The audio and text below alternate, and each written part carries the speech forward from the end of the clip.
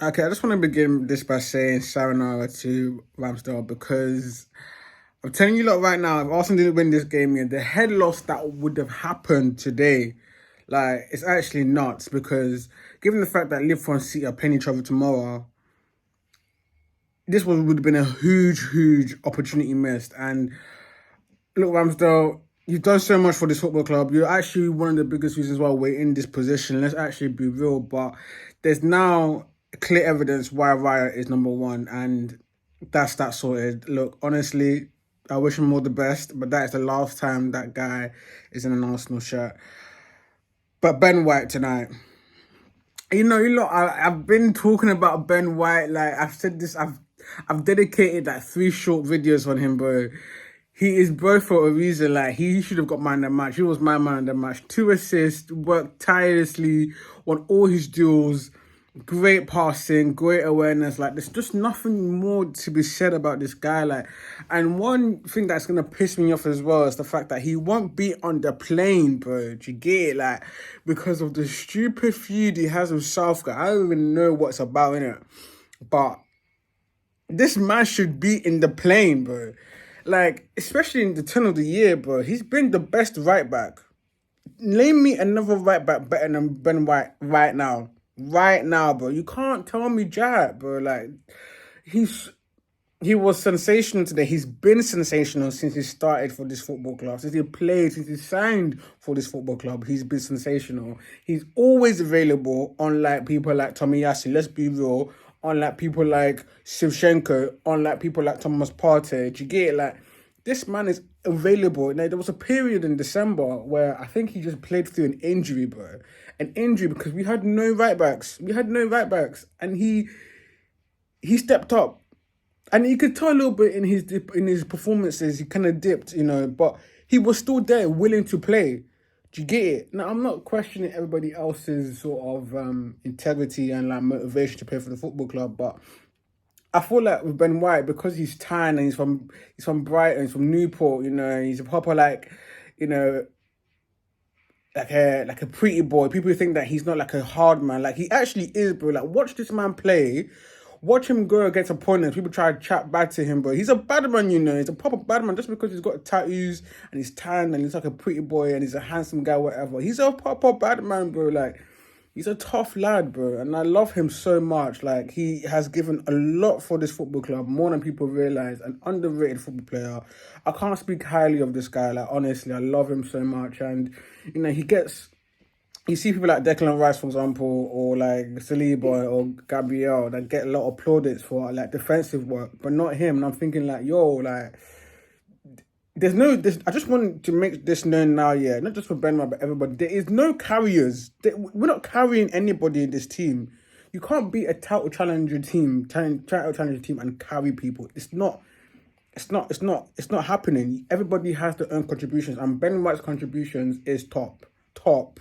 To get it. So I don't want to hear it, but this guy, he knows at the end of the season he's gonna be chilling with his wife, but he's not in the plane because of stupid Southgate, but he's gonna pick Trippier again, bro. Like, you get it? Like, it's just enough said about Trippier, innit? But anyway, let's talk about the match winner, Kai Havertz, and that is now 4 goals in 4 games. That's 6 goal involvements in 4 games because he got 2 assists in the last 2 games, and all I can say to that is I am sorry. I'm actually sorry because when I first heard we signed Havertz, yeah, I'm not gonna lie, I was really questioning Arteta. I'll be real, like in terms of his ID acquisitions, like talent acquisitions, I was really questioning his ID, bro, because I didn't see anything in Havertz like in Chelsea, but then. That's the same thing I said about Jorginho. I made a whole video about Jorginho and that we should not sign him in January last season. And that was one of my biggest viewed videos in my channel.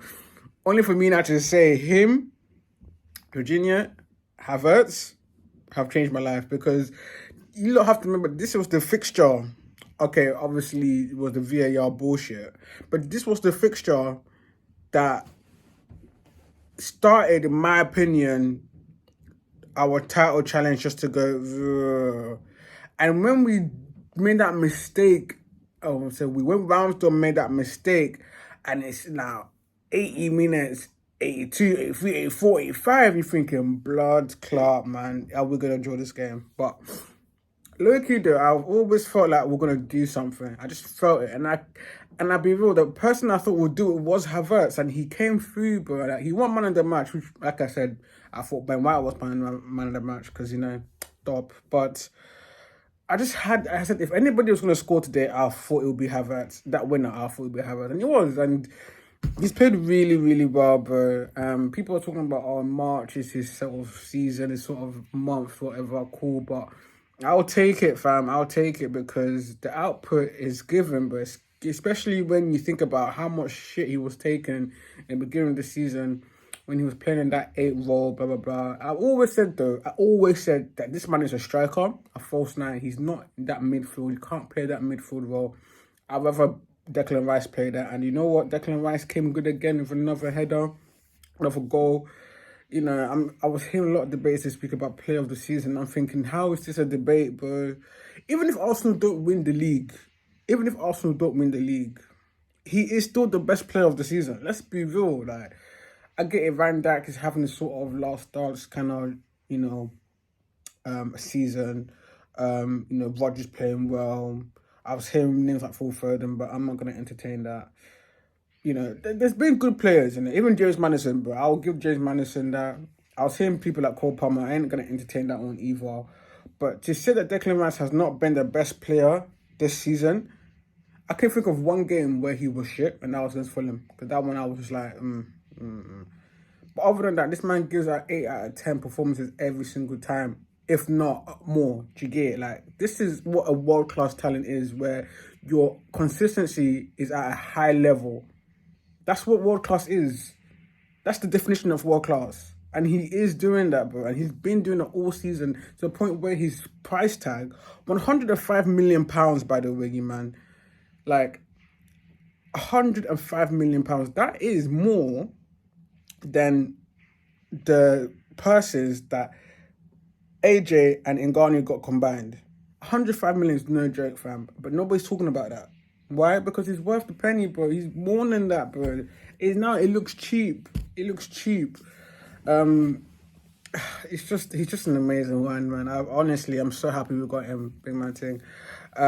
Few shout outs there. For Odegaard played well again. I mean, obviously it wasn't like vintage, like controlling the whole thing like he did against Sheffield, but I thought Odegaard played well.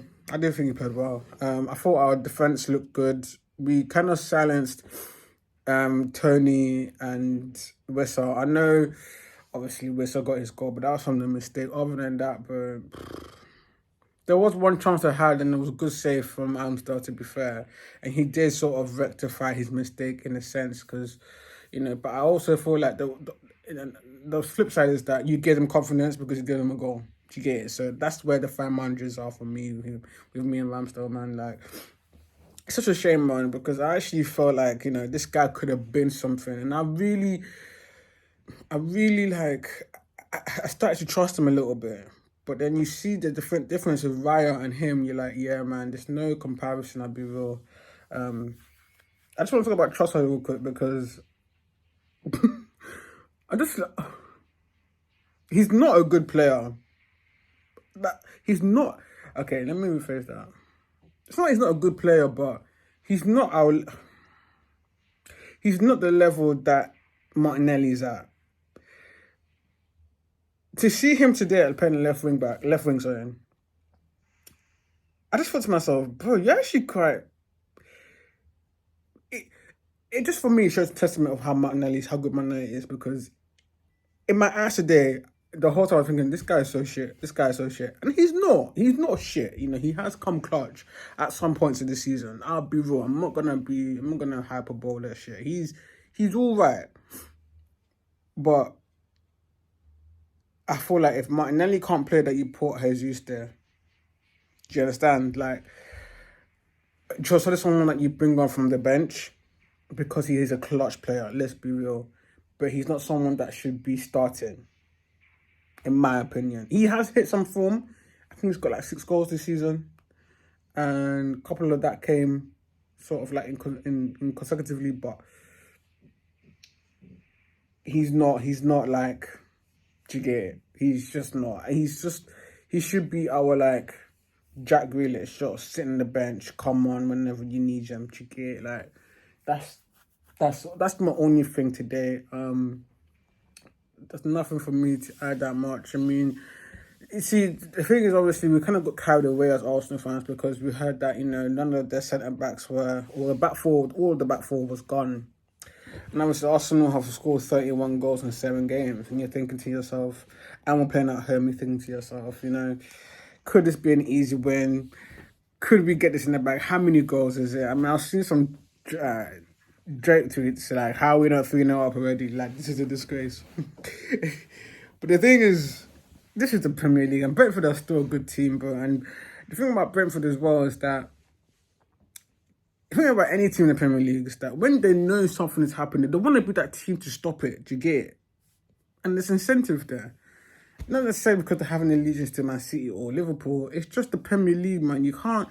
Nobody really like bends down and takes it. Do you get it like that? Unless you're Sheffield and Burnley, let's be real. But they're going down anyway. They're not a Premier League team, let's be real. But I think it's a bit arrogant for Arsenal fans to sort of predict. I've seen predictions of 5-0, 4-0. It's like, you lot are taking the piss. But these are the kind of games that show the mettle of Arsenal. Not the 4, 6, 5-0s. Not those games, because these games Arsenal should be winning. Maybe not that margin, but we should be winning comfortably. But these games against like Brentford, especially when you think about how it was last season and this season where we've actually come in with the 3 points. For me, it shows metal, man. And I'm really proud of the boys right now. I can't wait for the City game. I need City to win. Anything bar a Liverpool win will be satisfactory. And yeah, I can just sit back, relax, just enjoy the day watching, and not worrying about Arsenal. But look, we're top of the league now, loaded at the top, elephant on the trunk again, and yeah, man, happy days, man, happy days. But anyways, please like, subscribe, all that. I take care, peace.